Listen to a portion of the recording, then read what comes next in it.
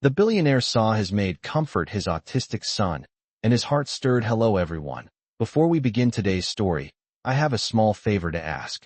Please hit subscribe and turn on the notification bell so you never miss our channel's new videos.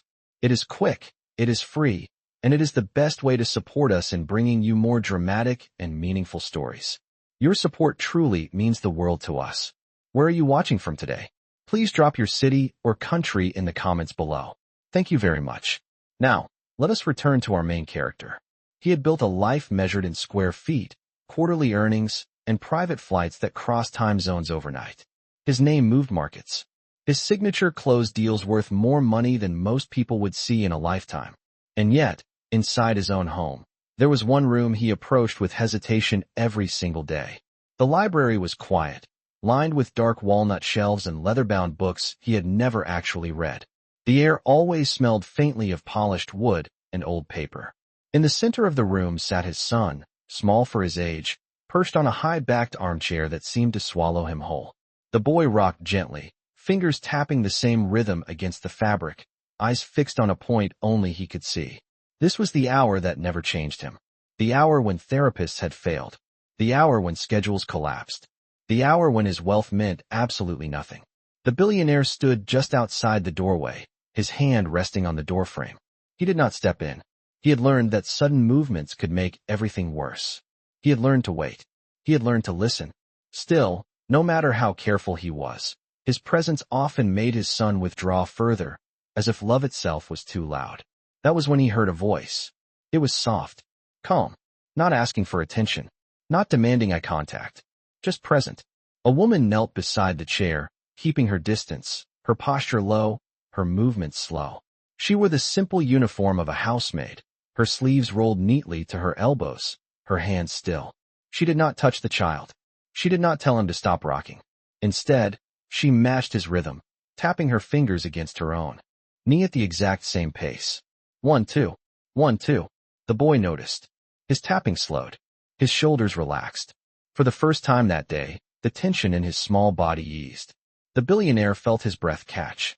He had seen specialists with advanced degrees and impressive resumes try everything. Charts, techniques, expensive tools shipped overnight from across the country. None of them had created this moment of quiet connection. The woman spoke again, barely above a whisper, as if she were speaking to the room itself. She described what she saw: the warm light from the lamp, the sound of the clock on the wall, the feeling of the chair beneath them. She did not rush. She did not correct him. She stayed exactly where she was. The boy smiled. It was not loud. It was not dramatic. It was small and sudden and real. A smile that appeared and vanished like a secret. The billionaire pressed his hand against his chest without realizing it. Something shifted inside him then, something he could not measure or control. He realized he was witnessing a kind of care that did not come from training or obligation. It came from understanding, from patience, from someone who saw his son not as a problem to fix, but as a person to meet exactly where he was. In that quiet library, surrounded by symbols of success he no longer cared about, the billionaire understood one painful truth. For all the power he held in the world, the most important thing in his life had been out of reach. And somehow, a woman he barely knew had just opened a door he thought was locked forever. He did not interrupt. He did not step forward. He simply stood there, watching, his heart stirred by a moment that would change everything. The next morning, the house moved as it always did. Staff followed schedules pinned neatly on a clipboard. Breakfast was served at exactly 7:30. Meetings were taken from a glass office overlooking the garden. The billionaire's life ran on precision, and for the most part, it always had. But none of that order extended to his son. From the time the boy was diagnosed, the house had slowly transformed into something closer to a clinic than a home. Specialists came and went. Speech therapists, behavioral consultants, child psychologists flown in from across the country. Each arrived confident. Each left quietly defeated. The billionaire paid every invoice without hesitation.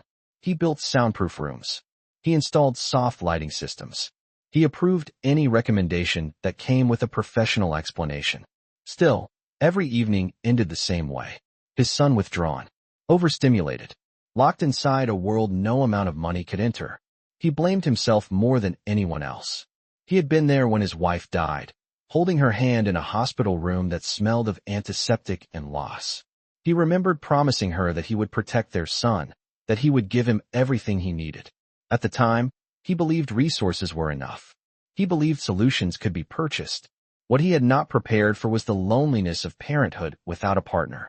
The nights when the house was too quiet. The mornings when he studied his son from across the room, searching for signs of happiness the way investors searched balance sheets. Love, he discovered, did not follow logic. That afternoon, he found himself lingering near the library again. He told himself he was checking on security. In truth, he was waiting. The maid returned at the same hour as the day before. No announcement. No hesitation. She entered the room as if it were familiar territory, greeting the boy with the same calm presence. She repeated the same routine, the same gentle rhythm. There was no improvisation, no attempt to impress. Consistency. That was what struck him most. Later that evening, after his son had settled into a rare, peaceful sleep, the billionaire finally spoke to her. Not as an employer, not as a man used to being obeyed, just as a father searching for understanding. He asked her how she knew what to do. She did not give a long answer. She did not reference books or training programs. She simply said that some people did not need to be pushed forward. They needed someone willing to sit with them exactly where they were. Her words stayed with him long after she left the room. That night, he sat alone in his study, surrounded by awards, framed headlines, and photographs from a life that looked impressive from the outside. For the first time in years, none of it brought him comfort. All he could see was his son's smile from earlier that day. Brief, fragile, real. He realized something then that unsettled him deeply. If this woman left, if something happened, he did not know how to replicate what she gave so naturally. The thought filled him with a quiet panic he had not felt since the day his wife passed away. For the first time, the billionaire was not thinking about control or risk management.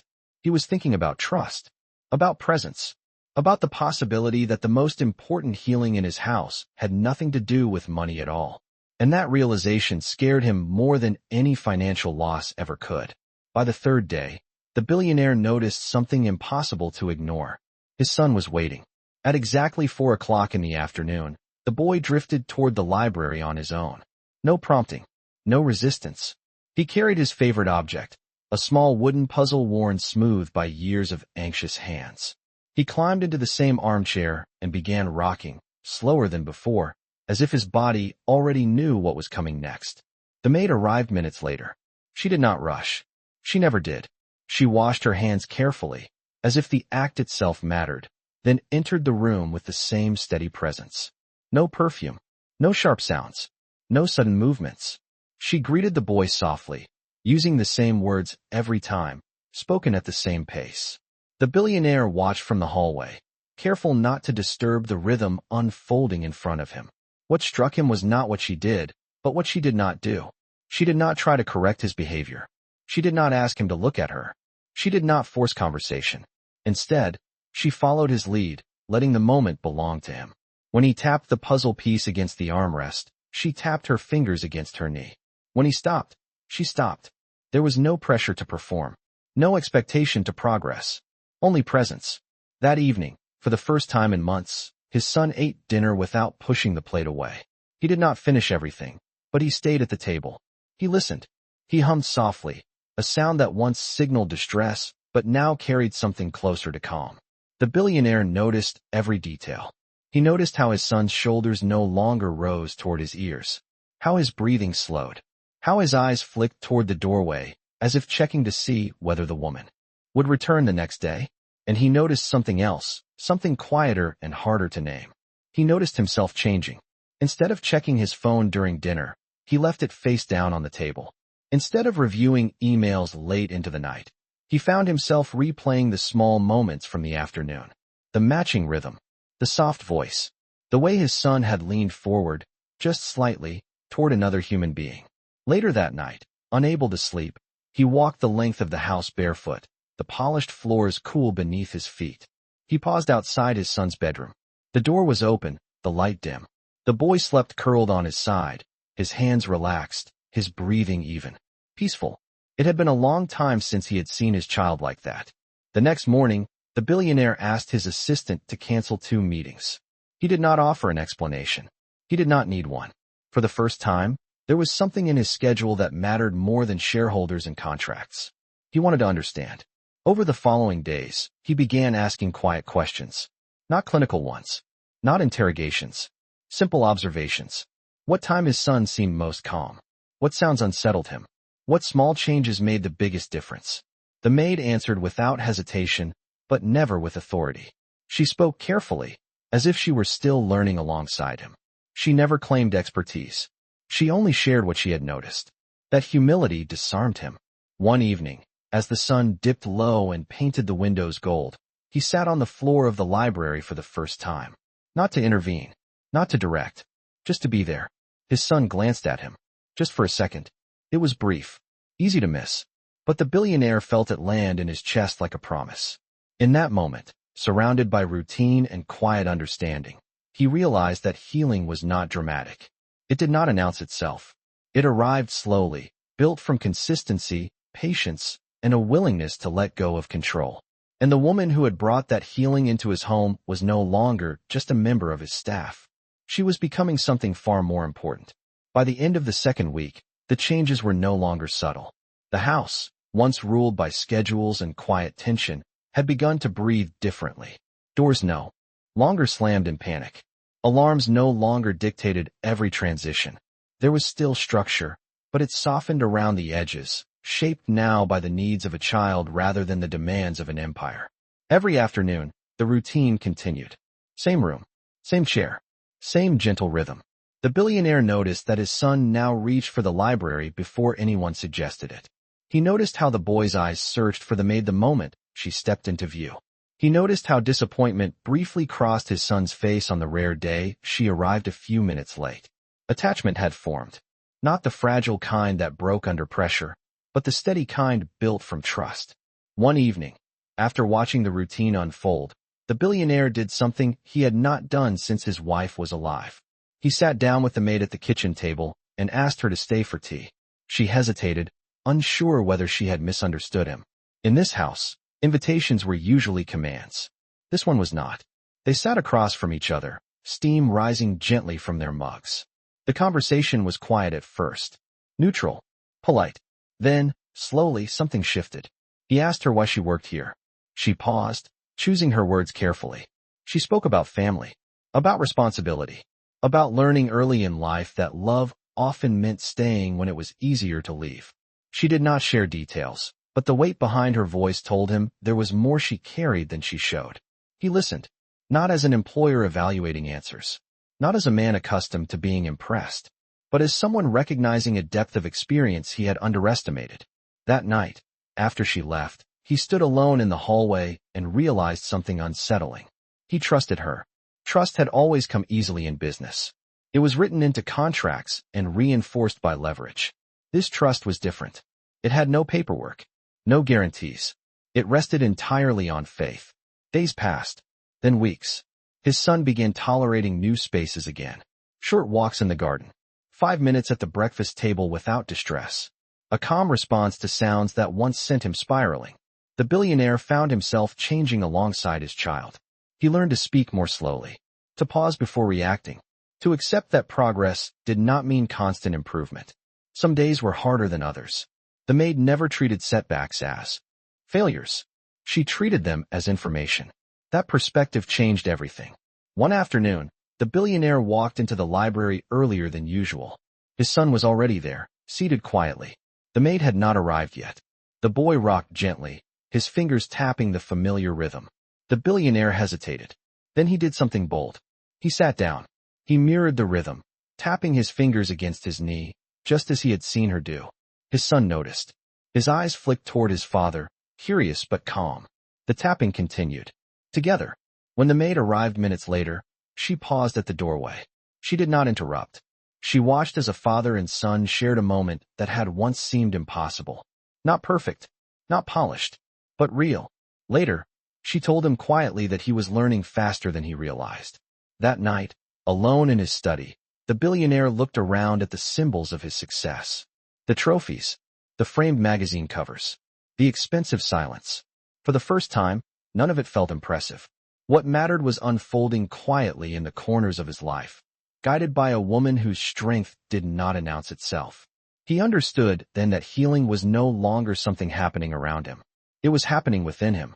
And with that realization came a new fear. What would happen if this fragile balance was taken away? What would happen if the world he had built demanded something different from the woman who had changed everything? He did not yet know that those questions would soon test him in ways no boardroom ever had. The billionaire began to notice her absence in ways that unsettled him. It was not just when she was gone from the room. It was in the small spaces between moments. In the pause before the routine began. In the way his son's eyes flicked toward the doorway. Checking, always checking, as if reassurance had become something he now expected from the world. That expectation frightened him. He had spent years preparing for loss, convincing himself that attachment was dangerous. That distance was protection. Yet here he was, watching trust grow, knowing how fragile it could be. One evening, after his son had settled into sleep, the billionaire found the maid in the laundry room, carefully folding small shirts with the same precision she brought to everything else. He stood there longer than necessary, unsure how to begin.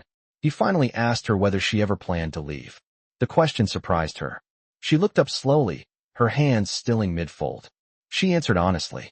She said she did not make plans far ahead. Life had taught her that circumstances changed quickly, and people rarely stayed where they were most needed. The answer unsettled him more than he expected. He realized that somewhere along the way, he had begun to rely on her presence, not just for his son, but for himself. The house felt different when she was there. Quieter, yes, but also warmer. Less like a fortress and more like a place meant for living. Over the next few days, he found excuses to linger. He asked her opinions on things that had nothing to do with her job. He listened when she spoke, not because he needed information, but because he valued the way she saw the world. Their conversations remained careful, respectful, unrushed. There was no sudden intimacy, no dramatic confession, just two people learning to share space without armor.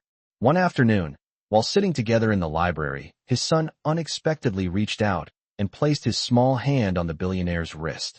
It was brief, almost accidental, but it froze him in place. The maid noticed immediately. She did not react. She simply met the billionaire's eyes and gave the smallest nod, as if to say, "Stay." He did. In that moment, something shifted between the adults as well. A shared understanding.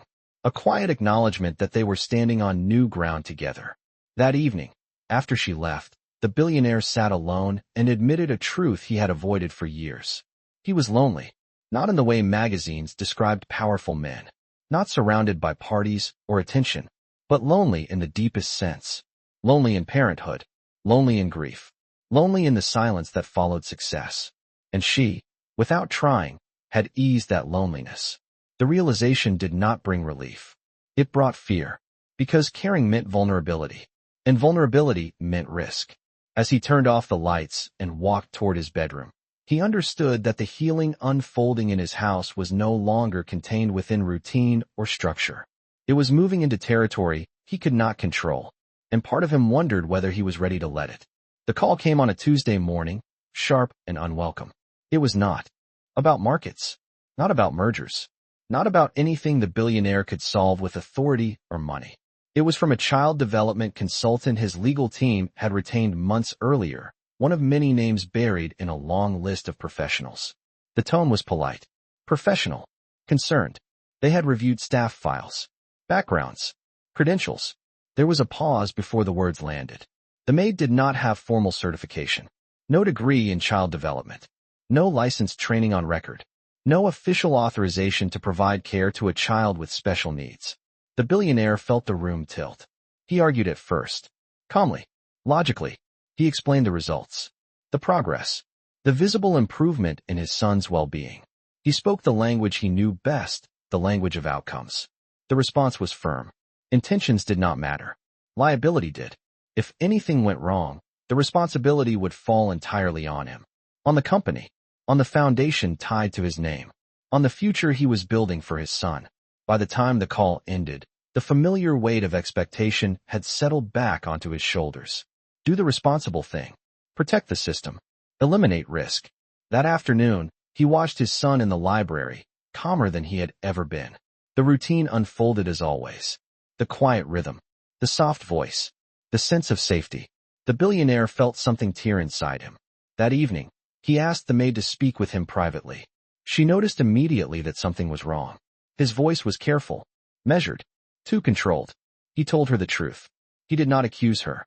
He did not question her intentions. He simply explained the situation, the pressure, the rules that governed his world. He told her that for the sake of his son's future, he could not allow her to continue in the role she had taken on. She listened without interrupting. When he finished, she nodded slowly. She said she understood. She did not argue. She did not plead. She did not defend herself. She thanked him for his honesty and asked only one question. Would he tell the boy himself, or should she say goodbye quietly? The question broke him. That night, his son sensed the change immediately. The routine was interrupted. The rhythm off. The voice missing. The boy became agitated, his body tensing, his breathing uneven. He rocked faster, harder, his fingers tapping desperately against the armrest. The billionaire tried to step in. He matched the rhythm. He lowered his voice. He did everything he had learned. It was not enough. The boy cried out, a sound raw and unfamiliar, reaching not for comfort, but for someone specific. For her. The billionaire stood helpless as the truth became undeniable. This was not about qualifications. It was about connection. The next morning, the maid packed her things quietly. She did not linger. She did not look back toward the library. She left the house the same way she had entered it, without drawing attention. The house felt hollow the moment she was gone. His son withdrew. Meals were skipped. Sleep fractured. The progress they had fought for slipped through his fingers faster than he could grasp it. The billionaire sat alone in his study that night, surrounded by advisors urging caution, reminding him of responsibility. For the first time, he did not feel powerful. He felt afraid. Afraid that by choosing what was safe, he had destroyed what was right. And somewhere deep inside, he knew the next choice he made would define not just his reputation, but the kind of father and man he would become. The billionaire did not sleep that night. He sat in the study long after the house went quiet, the city lights beyond the windows blurring into something distant and unreal. Documents lay open on the desk in front of him. Risk assessments, legal opinions, carefully worded recommendations meant to protect his name, his company, and the future that had been built on caution. For the first time, none of it felt convincing. Every argument circled back to the same conclusion. Remove uncertainty. Follow protocol. Replace the maid with someone certified, insured, and approved. On paper, it was the correct decision. In reality, his son was unraveling. The next morning, the boy refused to leave his room. He did not respond to gentle prompts or familiar cues. He sat curled on the bed, rocking faster than usual, his breathing shallow. The calm that had once filled the house had vanished, replaced by the old tension that felt heavier now that the billionaire knew what peace looked like. He canceled his meetings without explanation. Instead, he sat on the floor outside his son's room, back against the wall, listening. He repeated the rhythm he had learned, tapping his fingers slowly. Against his knee. 1, 2. 1, 2. There was no immediate response. Minutes passed. Then the rocking slowed. It was not enough to bring relief, but it was enough to make him realize something with painful clarity. He had learned how to help his son because of her. And now, he had taken her away. By midday, he made a decision that startled everyone around him. He called his legal team and instructed them to pause all replacement plans. He requested a meeting, not to negotiate liability, but to restructure responsibility. He asked what it would take to protect his son without erasing the one person who had reached him. The answers were complicated, the timeline uncertain, the risks real. For the first time, the billionaire did not back away. That afternoon, he drove himself across town. No driver, no security detail, just him, navigating streets he rarely noticed, replaying every conversation, every moment of quiet connection he had witnessed. When he reached her apartment, he stood outside longer than he intended. The building was modest, ordinary. Nothing about it matched the world he came from. He knocked. She opened the door cautiously, surprise flickering across her face when she saw him standing there alone. He did not step inside. He did not make demands. He spoke simply. He told her he had been wrong. He told her he had chosen fear over understanding, and that the cost of that choice was now painfully clear. He did not promise ease or certainty. He did not offer money as an answer. He offered honesty. He asked if she would consider coming back, not as someone hidden in the background, but as a recognized part of his son's care, protected and supported. She listened in silence. When she finally spoke, her voice was steady but firm. She said she would not return under the same conditions. She would not be dismissed again when things became uncomfortable. The child deserved consistency, not convenience. The billionaire nodded. He agreed. That evening, when she returned to the house, the change was immediate. The boy sensed her presence before she reached the library. He appeared in the doorway, hesitant but hopeful. When he saw her, his shoulders relaxed, and the sound he made was soft, almost relieved. The routine resumed. Same rhythm, same calm voice, same gentle understanding. The billionaire watched from nearby, his heart heavy. With regret, but steady with resolve. This time, he did not remain a silent observer. He sat with them, and for the first time, he knew that protecting his family meant more than following rules. It meant choosing connection, even when the world told him not to. The days that followed felt different from anything that had come before. There was no sudden miracle, no dramatic transformation. Healing did not rush back into the house. It returned carefully, like someone stepping onto thin ice, testing each movement before trusting their weight. The maid resumed her routine with the same steadiness as before, but something fundamental had changed. This time, she was not invisible. The billionaire made sure of it. He introduced her properly to the medical consultants, not as temporary help, but as a core part of his son's support system. He insisted that her observations be recorded, respected, and included. When questions arose, he answered them himself, taking responsibility without hesitation. The house staff noticed the shift immediately. Doors that once closed quietly now stayed open. Conversations that once stopped when he entered continued. The walls between employer and employee softened, replaced by something more human. Most importantly, his son noticed. The boy's trust returned slowly, but it returned stronger. He allowed longer routines. He tolerated new transitions. One afternoon, while sitting on the floor between the two adults, he placed one hand on his father's knee and the other on hers, as if anchoring himself between 2 points of safety. The moment left both adults silent. Later that evening, after the boy had gone to bed, the billionaire found the maid standing by the window in the kitchen, watching the garden lights flicker on one by one. He joined her, leaving a respectful distance between them. He thanked her, not for her work, but for her courage, for returning after being hurt, for trusting him again when he had failed her once. She told him that trust was not something given freely. It was something rebuilt through actions. She said that what mattered was not that he made a mistake, but that he chose differently afterward. The word stayed with him. Over time, their conversations deepened. They spoke about grief, about the strange loneliness of caring deeply for someone who could not always express what they needed. They shared stories carefully, revealing pieces of themselves without rushing toward conclusions. The attraction between them was no longer unspoken, but it was not acted on either.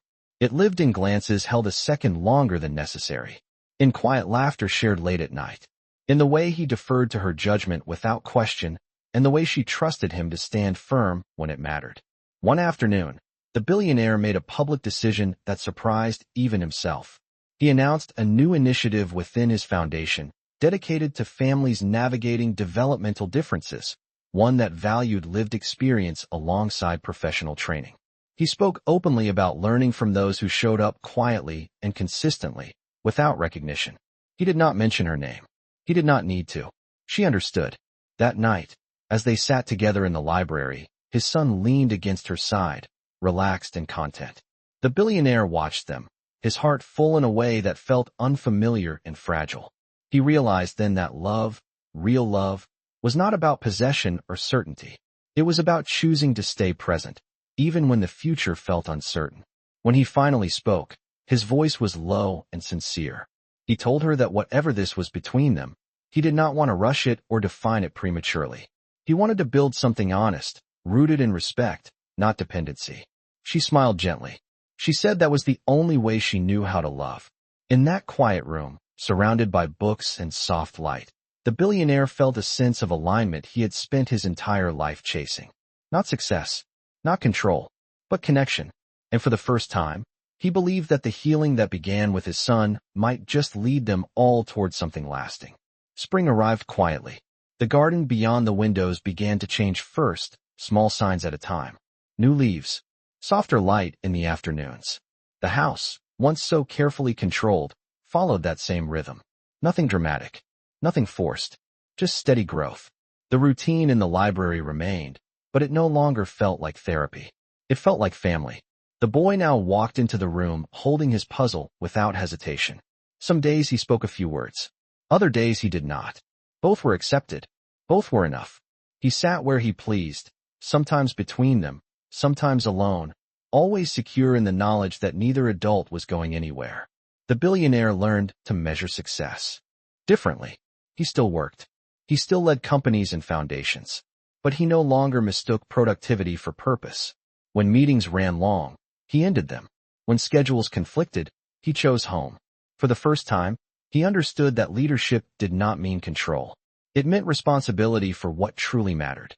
One evening, as the sun dipped low and painted the library in amber light, the three of them sat together on the floor. No routine, no instruction, just presence. The boy reached out, placing one hand on his father's arm and the other on hers. He leaned into the space between them, comfortable and calm. The billionaire felt his throat tighten. In that moment, he did not think about the years he had lost or the mistakes he had made.